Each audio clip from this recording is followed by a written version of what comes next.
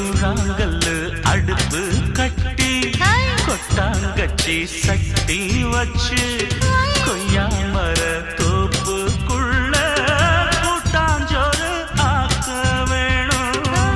கம்மாறு கடக்கு போய் ஆஹா கடல உருண்ட வாங்கி ஹாய் ஹாய் கண்டாங்கி சேலையால காக்கடி கடிக்க வேணாம். காடுமலை ஓரத்துல மெல்ல ஓடி வரும் ஓடையில தோடக்கர தண்ணியில நல்ல உச்சி வெயில் நேரத்தில நான் முழுகி குளிக்க வேணும் உன்னோட முதுகு தேய்க்க வேணும் அதால